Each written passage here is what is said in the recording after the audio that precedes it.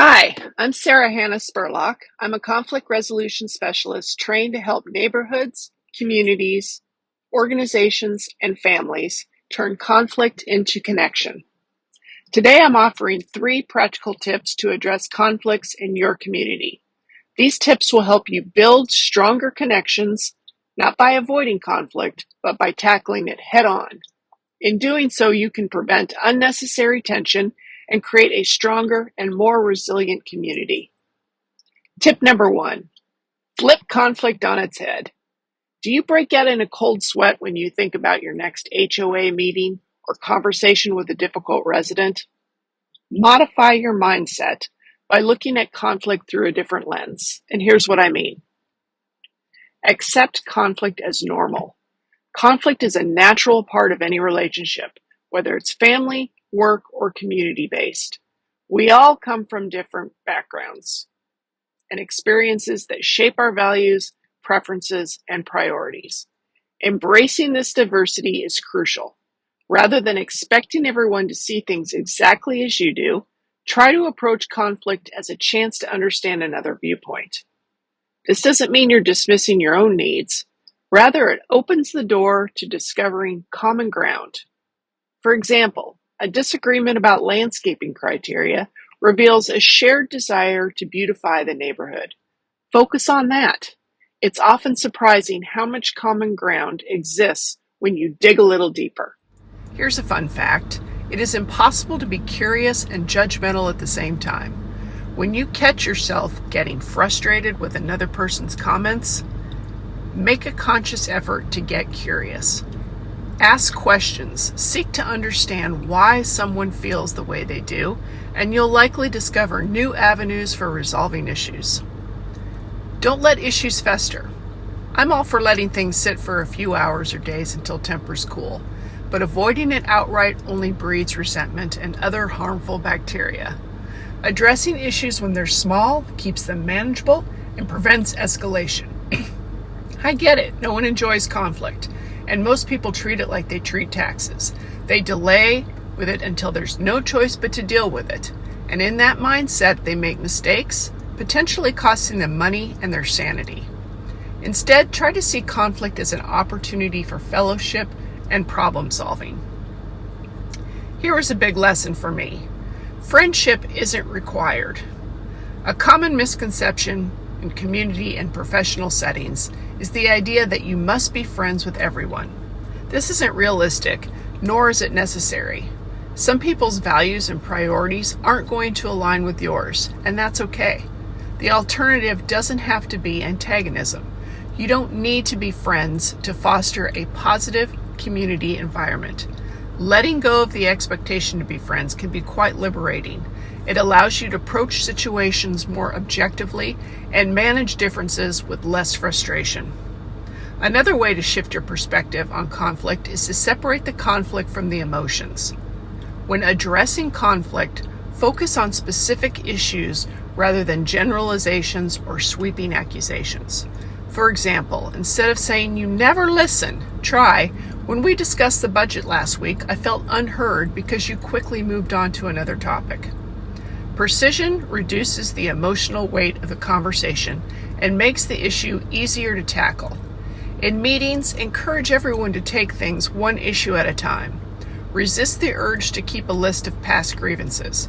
Conflict handled with precision can diffuse emotional tension and prevent minor issues from growing. Tip number 2, be intentional with your communication. Communication is central to conflict resolution, and often how you say something matters more than what you say. Being intentional about communication can reshape interactions in a powerful way. One way to be intentional is to refine your written communication. Examine the tone of your newsletters, emails, and other written communication. Are they filled with phrases like "it is forbidden" or "violators will be fined"? If so, consider turning it down a notch. It is possible to convey the message clearly using a more welcoming tone. How do you do this? First, remove all the boldface type, underlines, and exclamation points. Second, rephrase to be positive and supportive and not negative and punitive. If you struggle with rephrasing, generative AI tools like ChatGPT, Gemini, or Copilot can help you find the balance. Simply type into the prompt the message you want to convey and then ask it to revise it to be firm yet diplomatic. If you are new to the world of generative AI and want to better understand how it can help you conduct association business, let me know. Another way to be intentional with your communication is to make it your mission to keep meetings and conversations professional and productive. Before any meeting or conversation, set an intention to focus on respect, transparency, and staying on topic. There is a line from an old Garth Brooks song, "We bury the hatchet, but we leave the handle sticking out." In other words, even when we've resolved an issue, someone insists on bringing up old arguments or grudges, which only prevents true resolution. Leave the past in the past and keep discussions focused on current issues. As a leader or board member, you are responsible for modeling this behavior and discouraging any escalation into personal attacks or complaints. If someone starts dredging up old disagreements, gently guide the conversation back on track. Before I started my mediation practice, I worked in local government for 25 years. In one city I worked in, the city commission meetings were usually torture. The elected officials were disrespectful to each other and to those in the audience and on staff, and issues that could have been resolved in 15 minutes took a couple of hours. When a new mayor was elected, it was like a switch was flipped. Instead of meetings ending at midnight or later, they were over by 10.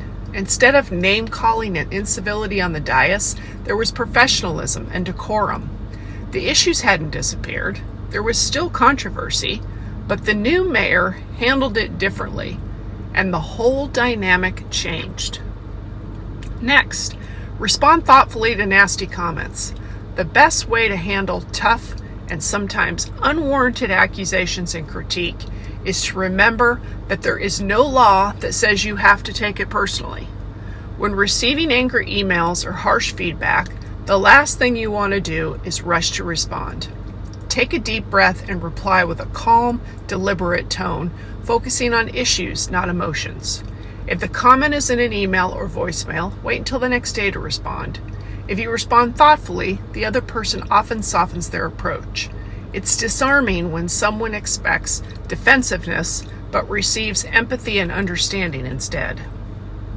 Be honest and transparent. If mistakes were made, admit them. If you aren't able to resolve an issue, explain why and provide alternatives where possible. Honesty builds trust, and that trust leads to better outcomes. Now, some of you may be thinking, Sarah, while we appreciate your tips, our community issues go way deeper than a good attitude and a nicer email. In those cases, it may be time for professional help. Which brings me to tip number 3. Know when to bring in a pro. In certain situations, conflict is simply too complicated or deep-rooted to handle internally. When that happens, consider hiring a trained professional. A mediator or dispute resolution professional brings a fresh perspective and neutral ground. They don't have a stake in the outcome, which allows them to handle disputes impartially. Unlike board members or staff who may be emotionally involved and invested, mediators can maintain an objective focus on solutions that everyone can agree upon. Mediation isn't about establishing who is right and who is wrong. It's about finding solutions. A skilled mediator knows how to create a setting where everyone feels heard. This means setting ground rules, allowing all perspectives to be included, and structuring the conversation. This approach is invaluable when emotions run high. In addition, mediators are trained to help participants articulate their concerns calmly, avoid escalation, and guide the conversation productively. The outcome of this structured process is an agreement that all parties have a hand in developing, which creates accountability. When there is buy-in from the stakeholders, compliance is more likely. These agreements can then be reduced to writing and serve as a guide to moving forward.